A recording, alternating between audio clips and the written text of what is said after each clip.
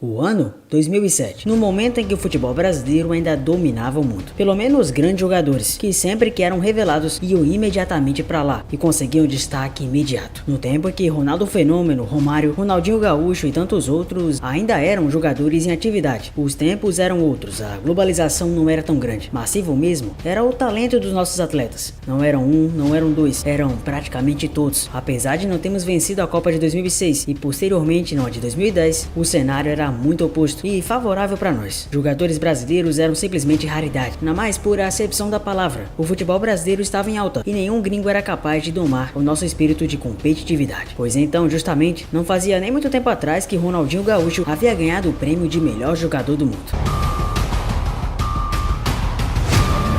Na época não existia o prêmio da France Football, existia mesmo o prêmio da FIFA, o único então. Ele foi eleito o melhor do mundo tanto em 2004 como também em 2005, a época em que viveu o grande auge de toda a sua carreira. Aliás, presenteou sua grande carreira, já que por conseguinte ele foi o primeiro futebolista na história a ter conquistado a Liga dos Campeões da UEFA, a Copa Libertadores da América, a Copa do Mundo FIFA e também ter sido eleito o melhor do mundo. Mas na verdade aqui em 2007, o verdadeiro felizardo do prêmio chamou-se Ricardo Izexo. Para os mais familiarizados todos conhecem, só que pra galera que não tá antenada, o Kaká. O ano mágico do Kaká no Milan, numa época em que conquistou o UEFA Champions League, sendo simplesmente o principal jogador do clube na final, foi histórico e muito por isso foi o último brasileiro a conquistar o prêmio. Desde então também, convenhamos, veio a era simplesmente destruidora. Cristiano Ronaldo e Messi começaram a duelar ano por ano para conquistar o maior prêmio de reverência individual de futebol do mundo. Começou com Cristiano em 2008 e desde então só foi parar em 2018, uma década de dinastias, que continuou seguindo com Messi em anos posteriores. Ainda assim, brasileiro mesmo para chegar perto no topo, como você bem sabe, só mesmo Neymar. Ainda assim, muito longe de chegar ao objetivo máximo que era pretendido, e o alcance disso estava ficando cada vez pior. Para falar a verdade, parecia que durante longevos anos não teríamos um brasileiro disputando o prêmio. Eis que do nada do Real Madrid surge um garoto de paraquedas, mais precisamente o patinho feio dos mais patinhos feios de todos, que não sabia chutar bola, não sabia cruzar, cabecear, fazer nada. Ao menos era isso que os haters falavam. Na verdade, esse patinho feio se mostrou um cisne, finalista de Champions, está muito perto, talvez, de conseguir a 15ª para o maior clube do mundo. Mas será mesmo que Vini Júnior terá a capacidade de ser eleito o melhor jogador do mundo? Ou será que, na verdade, os brasileiros que esperaram isso vão se frustrar? Os números frios podem até apontar para um certo exagero. Afinal de contas, em relação a números, muitos jogadores estão simplesmente inflacionados. Por exemplo, se você levar em conta a temporada de Erling Haaland, que ganhou apenas um título com o City, apesar desse grande título ser simplesmente a grande Premier League, o norueguês teve uma queda brusca de rendimento em relação à temporada anterior. Ainda assim, se a gente verificar os números, veremos que Haaland conseguiu com grandes números e o sarrafo lá em cima. Ainda assim, marcando muitos gols, tanto pela sua posição de ofício, como também por ter uma equipe que joga por ele. Apesar da Premier League sim ser difícil, a posição de Haaland na atual condição e característica não é tanto. Tendo Kevin De Bruyne, Phil Foden, Rodri e outros jogadores em grande fase, para Haaland não foi problema estar em momentos cruciais que foram resultados em gols. E ainda assim, se pegarmos bem a temporada do Erling, teremos um jogador com números razoáveis para bons. Ainda assim, foi um dos grandes artilheiros da Premier League e não dá também para desmerecer o número de gols do cara. Se por exemplo também pegarmos Harry Kane, que na humilde opinião deste que vos fala, fez sim uma temporada superior à do Haaland, também temos números muito expressivos e até talvez superiores ao nosso herói. Em 46 jogos marcando cerca de 43 gols, os números de Harry Kane foram fantásticos, nada mal. Aliás, o que ele sempre é especialista em fazer são justamente golaços. Não necessariamente gols bonitos na essência, mas gols construídos com a característica de Harry Kane. Os números fantásticos de Kane deram a dimensão de alguém que foi muito destoante da sua própria equipe, que seguiu fazendo bonito mesmo com sua própria equipe bávara fazendo feio. Foi assim no Tottenham e no Bayern não tá sendo diferente. Mas ainda se pegarmos os números expressivos de Kylian Mbappé na Ligue 1, também teremos uma diferença gritante entre a tartaruga e o Vini. Primeiro porque Mbappé não ficou lesionado por um tempo considerável. Segundo porque Mbappé também teve uma liga francesa que acabou inflamando seus próprios números. Terceiro que Mbappé é sim um craque indiscutível, mas também que sua mídia na Europa é muito maior em relação ao garoto de São Gonçalo. E quarto porque Mbappé tem uma característica um pouco diferente do Vini, apesar de ambos terem de certa forma uma vocação parecida na acepção da posição. Com Mbappé partindo mais para o campo central e Vini Júnior partindo mais para os lados, as características da utilização de ambos tanto em Real quanto no PSG são muito diferentes, já que Luiz Henrique no Paris colocou Mbappé de um jeito e Ancelotti no Real coloca Vini de outro. Ainda assim podemos ter uma percepção diferente, acima de tudo em relação a números que inflacionaram cada vez mais a temporada do Kylian, tendo também uma competição que sabemos sabemos muito bem que pode ser decisiva no momento crucial, como claro a Eurocopa, podemos ver que Vini talvez não tenha números tão inflacionados assim, até porque não sabemos como ele será disposto na atual seleção brasileira. Com Dorival Júnior no comando, a seleção ainda vai ter que passar por momentos de adaptação e terá a Copa América logo de frente para colocar em prática tudo que foi aprendido. Voltando ao ponto inicial, números são números e eles podem ser cruciais no momento, o que também nos faz lembrar de Jude Bellingham, jogador inglês que começou sua trajetória no Real de maneira assustadora e expressiva, superando o número de Cristiano Ronaldo. O começo de temporada de Jude foi simplesmente impecável. Além de ser um motorzinho, o cara marcava, defendia, fazia gols, era simplesmente um exímio jogador. Ainda mais em relação à ausência do Vini, ele aproveitou o momento e se caracterizou como um dos principais jogadores do clube. Mas sim, os números podem ser importantes, porém talvez não tragam a representação e o significado do Real Madrid ter Vini Júnior justamente após sua lesão. Mal havia voltado justamente na Supercopa contra o Barça, decidiu a partida simplesmente quase sozinho. Posteriormente na La Liga, seguiu fazendo gols e assistências importantes, dando ao Real Madrid o gosto de ser novamente uma equipe dominante, já que na temporada anterior a equipe estava respirando por aparelhos em algumas competições, já que perdeu a La Liga para o Barcelona e caiu nas semifinais após levar um 4-0 estrondoso do City. A sinfonia de Ancelotti só teve os seus melhores acordes justamente quando Vini estava lá. E em momentos importantes de jogos importantes, Vini sempre estava exatamente no momento certo, no ponto certo, na hora certa, sem vaidade, simplesmente destilando bola, fazendo gols e dando assistências em momentos de desafogo que o Real precisava acordar. Como esquecer, por exemplo, no jogo contra o Bayern, naquele mesmo dia ida na Allianz Arena, quando ele fez 2 gols. E muito mais que isso, fez o Real Madrid enxergar uma luz que parecia estar perdida no fim de um túnel escuro. É óbvio que o Real em coletividade tem o desempenho que tem, muito por conta de outros jogadores que compõem tudo e formam uma orquestra quase que perfeita. Mas ainda assim, como já falado, a sinfonia só foi impecável quando Vini esteve em campo. 39 jogos e 21 gols. É por isso que eu falo da importância de não ver necessariamente o futebol por números, mas também pela importância dentro do jogo e a construção de times espetaculares e vencedores. Foram 5 pela Champions, 13 pelo Espanhol, 3 pela Supercopa e pela seleção brasileira. Daí talvez venha a principal crítica dos torcedores a seu futebol. O atacante não marcou nenhum gol em 2 partidas amistosas e 3 pelas eliminatórias para a Copa do Mundo. Só que aí vem um debate importante. Na época de seleção brasileira, Ronaldinho Gaúcho também não sobrava tanto. Estava longe de ser um bagre, afinal, para Ronaldinho ser representado por um bagre só se ele nascesse de novo. E nem tô aqui para discutir a técnica do Ronaldinho com o Vini, antes que venha algum engraçadinho falar dessa comparação. Mas sim para lhe mostrar que não é necessariamente importante que o jogador seja tão crucial a ponto da seleção para conseguir esse grande prêmio. Ainda assim, como citado, a Copa América pode ser um momento perfeito para Vini tentar esquecer um pouco a idolatria da seleção atribuída ao Neymar, que não estará na competição e vai ficar de molho se recuperando de uma lesão que ainda tá o afetando. Mas fato é que a obrigação da France Football e da FIFA, caso o Vini realmente conquiste a Champions, sendo decisivo mais uma vez, dar as honrarias necessárias a um jogador que vem fazendo muito, mesmo às vezes com oportunidades sendo poucas, achando brechas onde ninguém acha e fazendo gols onde ninguém marca. Mas o que mais preocupa acima de tudo é a maneira pela qual Vini vai ser julgado e mais especificamente quais são os jogadores que irão determinar. Vini comprou uma briga pública e política, antes que você esqueça, quando combateu os casos de racismo que sofreu, que estavam escancarados para toda a sociedade, mas que ninguém teve a coragem que Vini teve. Ele sofreu represálias das maiores. Foi julgado a público por muitos torcedores que o chamaram de mimizento e até mesmo cheio de frescura. Foi rebatido por instituições e por entidades e até mesmo grandes membros como o presidente da La Liga, Javier Tebas, que falou que Vini estava exagerando, mesmo com milhares em estádios espanhóis entoando o mesmo crítico e o cântico que ficou famoso, chamando Vini de animal primata, das coisas mais horrendas que se poderia chamar. A crítica mais ainda foi a fundo a falar que Vini Júnior estaria muito mais que correndo um risco em relação ao futebol jogado, mas sim em relação à sua carreira, que perderia patrocínio, perderia o emprego, perderia oportunidades no futebol, justamente pela denúncia de algo que ele estava sofrendo de maneira efusiva. É natural e faz parte que muitas pessoas desdenhem o que Vini passa, algumas por inveja, outras por desconhecimento da causa, outras simplesmente por maldade do coração, e não ficar calado pelo que estava passando, assumir o risco em relação às instituições. E talvez por isso o separe de Jude Bellingham, que apesar de claro ter a mesma cor, nunca foi um alvo tão profundo assim do mesmo preconceito, muito mais respeitado, muito por conta da sua condição de ser europeu. A verdade é que Bellingham fez uma temporada excepcional, mas se colocarmos na balança tanto em números quanto em desempenho, o que ele fez em relação ao Vini no momento chave, não há comparação. Até porque, por exemplo, no meio campo e na volância, nomes como Toni Kroos acabaram desempenhando um papel muito mais importante que o próprio Jude. Como esquecer, por exemplo, contra o Bayern, que o Kroos fez um passe excepcional para o brasileiro que o deixou cara a cara com o gol. Nada contra os números de Bellingham, até porque ele terá a Eurocopa para influenciar ainda mais a sua condição de briga briga por melhor do mundo. Mas ainda assim, convenhamos, é muito pouco para conseguir esse destaque. Mas quem duvida exatamente se não vão fazer a mesma coisa com o Vini que já fizeram em outros tempos, quando por exemplo no debate passado, quando ele ficou de fora do top 5, na verdade até na 21-22, quando ele foi decisivo na final, também esqueceram dele. O cerco está assim se fechando para argumentos que porventura poderiam tirar o Vini dessa condição de melhor jogador do mundo. Afinal de contas, sempre dizem que a Champions League, realizada pela UEFA, é sempre o parâmetro mais importante para dar a bola de ouro para o jogador. Então se Vini ganhar tanto Champions quanto Liga, qual será o argumento que eles vão usar? Os seus concorrentes mais diretos a um eventual final do prêmio têm números melhores, como eu falei anteriormente. Mbappé alcançou antes da semifinal 48 gols em 50 jogos disputados. De quebra foram outras 15 assistências com a camisa do Paris e da seleção. O PSG perseguiu o título e não ganhou, se consagrando pela 10ª vez o campeão francês, se tornando o maior vencedor nacional. Porém, todo mundo sabe que o objetivo central do Paris era aquele torneio que não alcançou. Até que na primeira temporada sem Neymar e Messi, carregar o endinheirado time da capital francesa pode ter sim seu valor na contagem final de votos, mas não tem desculpa. Se não ganhou o objetivo principal, não há de que ficar entre os primeiros, não há de que ficar entre o primeiro. Entre os primeiros, talvez, mas não entre o primeiro. Na Premier League, o City de Haaland vive uma briga intensa pelo título. O time subiu da terceira para a primeira colocação, conseguindo desbancar Arsenal e Liverpool. E como eu falei anteriormente, é claro que o Haaland esteve um momento iluminado, pelo menos na reta final. Mas iluminado mesmo, o destaque foi justamente Phil Foden, que provavelmente vai ficar figurando no top 5 de melhores jogadores. Foden colocou a bola no braço e em momentos em que o City estava perdido, foi ele que apareceu, apesar claro do atacante Haaland anotar 35 gols em 45 partidas na atual temporada, mesmo tendo sofrido críticas por ficar a 6 jogos consecutivos sem balançar a rede. Além de Mbappé, Haaland e até mesmo Vini, outros nomes importantes da bola e também do futebol internacional devem aparecer nos rankings que são prévios até os anúncios das premiações. Além do próprio Lionel Messi, figurinha carimbada com 8 títulos na FIFA, que convenhamos, pelo amor de Deus, dessa vez não tem como ganhar, outros nomes de valor estariam em busca de uma chance. Jude Bellingham chegou nessa temporada ao Real e já tem se destacado por ótimas atuações. Para alguns, o impacto no time chega a ser tão importante quanto o de Vini, igualmente com gols em passes decisivos para a sequência do time na temporada. Foram 22 gols marcados em 40 jogos na temporada, contando pela seleção inglesa. Outro semifinalista, Harry Kane, também mudou de casa para ser mais valorizado. O hoje atacante do Bayern, companheiro de Bellingham no English Team, tem 43 gols marcados em 44 jogos. Ainda assim, existe a falta de título na carreira, já que no alemão viu a sequência de 11 títulos seguidos do time bávaro cair de terra para o Bayer Leverkusen, que ficou com a Bundesliga e também a Copa da Alemanha. E é verdade que a bola de ouro do The Best de 24 ainda não tem data definida, mas se repetir a tendência, a premiação da revista France Football deve acontecer no segundo semestre, ao final da temporada europeia, enquanto a festa da FIFA em janeiro do ano que vem. A expectativa é de uma briga ainda mais acirrada entre as premiações que dividiram o mesmo nome entre 2010 e 2015, apenas com Messi e Cristiano como vencedores. Recentemente, a UEFA anunciou a sua associação ao Bola de Ouro e iniciou uma guerra fria contra a FIFA e o seu The Best. De toda maneira, apesar de não sabermos quando e como será realizada, é um fato que as premiações no geral precisam de um nome que é figura carimbada. Seja fã ou hater, você precisa reconhecer que se um certo nome camisa 7 de um time grande estiver de fora dessa lista, verifique exatamente o que aconteceu, pois não há dúvidas, só há um jogador que em termos de relevância e discrepância entre os demais está sendo realmente o melhor jogador do mundo. De toda maneira, sabemos e aprendemos que nesse esporte mágico que é o futebol, às vezes acontecem injustiças, e as grandes federações e entidades também são falhas. É claro que Vini vai torcer pro prêmio chegar para ele, mas mesmo se isso não acontecer, que não esqueçamos da sua grande temporada e do troféu simbólico que ele receberá. Desde o momento em que pisou no Real, após receber as críticas, ele se superou cada dia mais. E cada dia mais temos a esperança de pintarmos verde e amarelo na maior cerimônia de premiação individual de futebol de todo mundo. Mas e você, concorda com a análise? Acha que podem tirar a bola de ouro do Vini? Comenta aqui embaixo e me conta. Eu sou Zefute, muito obrigado por você ter chegado até aqui. Deixa o like, se inscreva no canal. Um abraço a todos e até o próximo vídeo. Valeu!